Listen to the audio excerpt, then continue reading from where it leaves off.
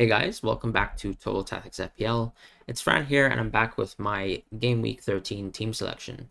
So the thing with this week is I was actually pretty much forced to play the exact team that I have. There was nothing difficult in terms of benching decisions this week due to the fact that Livramento has a very, very poor game and Chilwell has been injured, and of course I have a non-playing player in Mendy from Leicester. When I look at this team though, I think there's additional kind of concerns that I have, and I might actually address it through a -4 potentially tomorrow. It really depends on whether we get any kind of news on Foden. But it's really been dismaying losing Chilwell this week, especially due to the fact that I think his injury is quite substantial. It seems like an ACL injury, as reported by Matt Law, who's a very reputable Chelsea reporter, and we'll see what happens there. But it seems like Chilwell will miss either the rest of the season or enough games to carry him into the new year, where it makes a lot of sense right now to definitely move into Alonso or Reece James if you have the money to do so.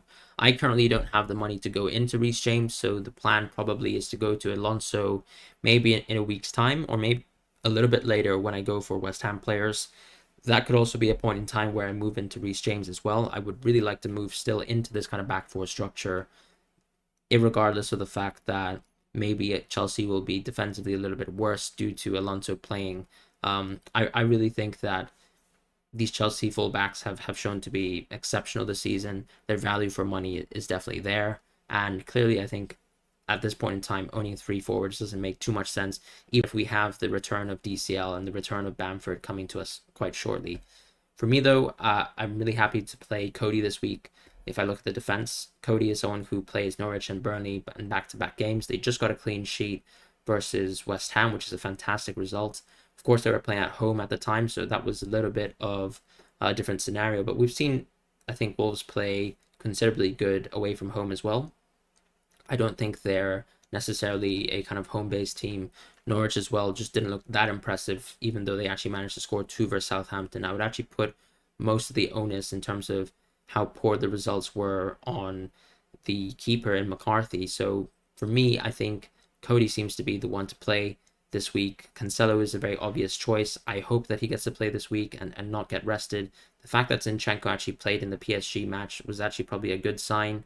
And the fact that he was subbed off due to probably lack of influence in terms of the game, and the fact that Bernardo Silva came in his place and put on such a great performance probably tells us that he clearly isn't a priority in the Pep system. I don't really think that, especially since City are still behind Chelsea in the league table, that there's really a need to take a risk and bench Cancelo when he's actually probably one of the more talismanic players at this point in time.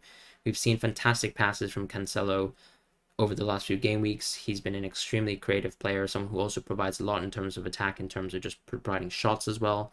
And for me, Cancelo is a must-have.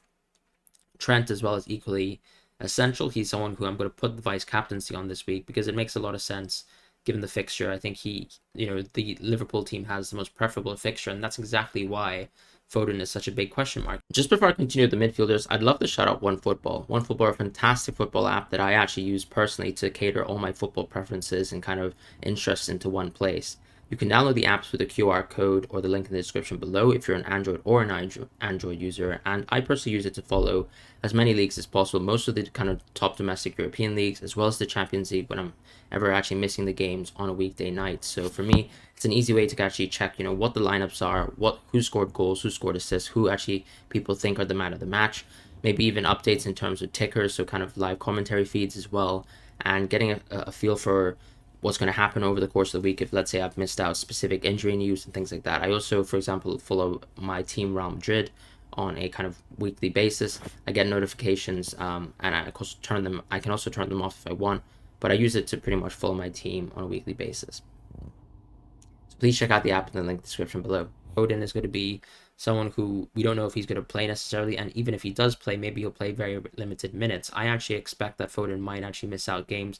I think Guardiola has taken a much more cautionary approach with his players in recent memory, especially with, for example, what has happened to Kevin De Bruyne over the last few years, where it seems like he's had to be rushed into games and had to deal with kind of niggling injuries over time, and his inability to recover, of course, is partly due to his age, but I think Pep has kind of learned that lesson, and he has enough depth to not play Foden, as was seen and evidenced in the PSG game. So for me, the big question mark is if Foden doesn't seem ready to play, and Pep seems to be a little bit concerned over Foden, then I'm definitely going to move into Jota. Even if I don't have very positive news about Foden, I think I'm still likely to go for the Jota move for a -4. And I'll explain why that's a -4 very quickly, because as you guys know, if you watch the team review early on this week for Game Week 12, I actually moved from Benrahma to Cornet before the week was actually over. And that's because Burnley were not playing any specific games within the week. They weren't playing any cup games because they're not involved in Europe. And I was pretty happy to go for Cornet when he was actually scheduled for a price rise, and Benrahma was conversely scheduled for a price decrease, which would have precluded me from actually getting Cornet. Right now I have a 0.1 budget in the bank, so that doesn't allow me to go for someone like James. It also doesn't make sense for me to go for James at this point in time. I wouldn't take a -8 for that.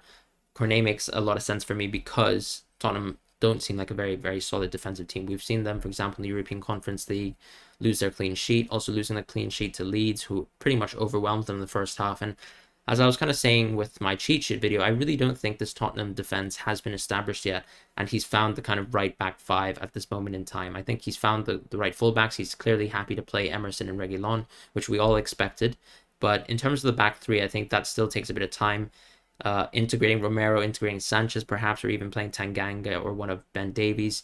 That is all questions that I think Conte needs to answer over the next few weeks. And as I kind of discussed with how he transformed that Chelsea side, it did take a while to choose the right personnel. It was the same actually with Inter Milan, where for a long time he didn't actually play Skriniar in his three at the back system, and then eventually managed to find a place for Skriniar in the team.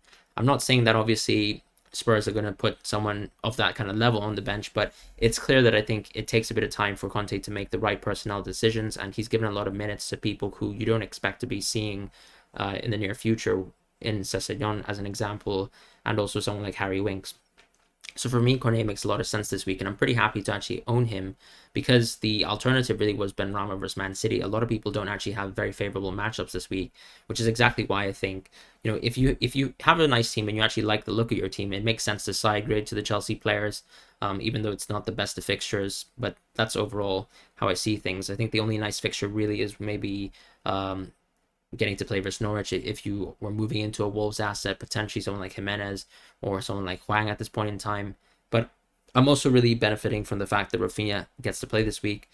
I was previously, of course, going to deal with the fact that Livramento had to play regardless, between Rafinha and Foden being injured and then also Chilwell being completely sidelined. So Rafinha is actually ready to play. That was something that Bielsa confirmed in a press conference today, so that's really positive news.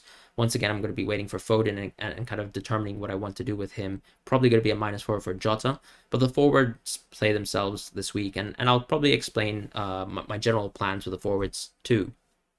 For me, I think when I'm looking at these kind of forwards, I would say Tony is definitely someone who has to kind of find his way, or is actually finding his way back into form. Hopefully, he had a pretty good game last week, managing a goal. And conversely, someone like Mbeumo hasn't been too interesting, and I can completely understand why people are tired of having double Brentford or even having Mbeumo as a differential. I think it makes a lot of sense to move away from him into someone like Smith Rowe or Gallagher or even Cornet if you have the money to kind of push up in price.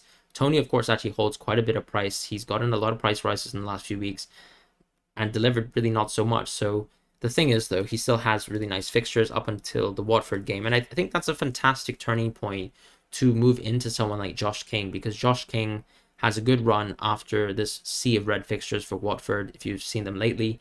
And we've just seen under Ranieri that, yes, whilst they're not hauling on a game-to-game basis, they are creating much more chances, in my opinion, overall.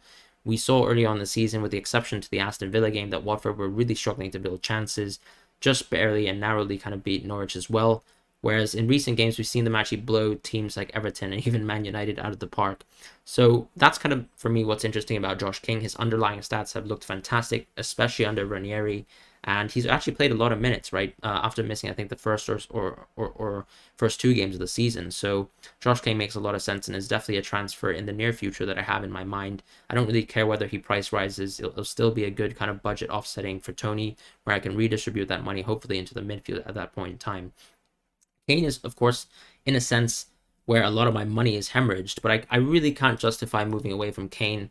The fixtures are just too nice in the near future, right? We have Burnley, Brentford, and Norwich. Those three games are the games I'd love to keep Kane for, and right after that, I can move straight into Ronaldo.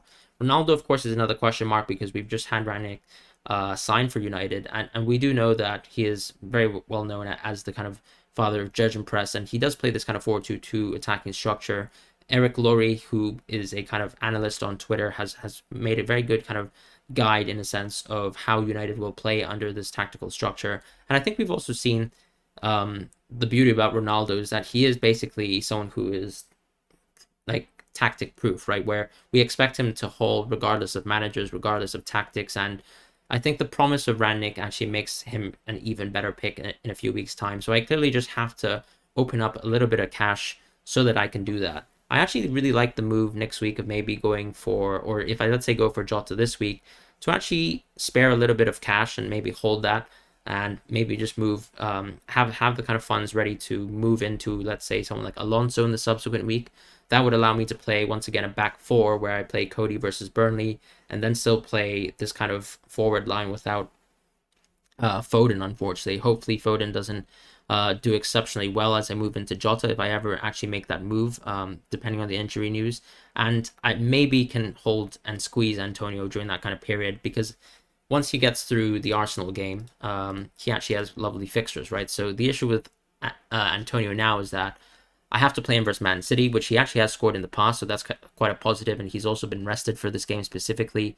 Then, of course, he has Brighton, Chelsea, and Burnley. Burnley, of course, is a nice game, but then Arsenal, we know, is probably going to be a little bit of a rough game. Although I will actually mention that Arsenal and West Ham have had rather high-scoring games in the past, and maybe there's an expectation there that Antonio can get a good haul. So maybe the only two rough games are going to be Man City, which I have to kind of sit with because my team is in such a horrid state with injuries. And then the Chelsea game is the only one where I kind of bite my nails through. And hopefully if I can hold Antonio, that kind of 7.8 being held and kind of getting him at a cheaper price compared to what he is at 8.2 will be nice and will serve me well as he plays Norwich, Southampton, and Watford in the near future. So maybe that's the play. Maybe I just drop Foden down, save the money from going to Jota, use that kind of money to boost into Ronaldo in the near future, and then also save a little bit more money again by going into Alonso, where hopefully I get and slowly build enough money where maybe Rafinha can also be upgraded potentially right into another midfielder, maybe someone like Bernardo Silva later on in the game weeks. Because if we look at City, for example, they've got lovely games, in my opinion, after the Aston Villa game. That kind of run between Watford and Newcastle is definitely a run where you probably want to have another additional kind of Man City player, a midfielder, preferably someone like Bernardo Silva, who probably gives you a little bit more money back and has actually done extremely well. I don't think his underlying numbers actually compare to Foden at all, but I do think that Bernardo Silva is a fantastic hedge to Foden, so that's probably going to be my play in the near future. But as I say, this was a very obvious kind of team selection, and what's even more obvious is the fact that I put the captaincy on Salah. No questions asked, really. It was a very obvious choice, but that's pretty much going to be my play for the week. And I hope you guys have a wonderful game week ahead, and probably not as many injury concerns as me, but we'll see what happens, guys. Take care.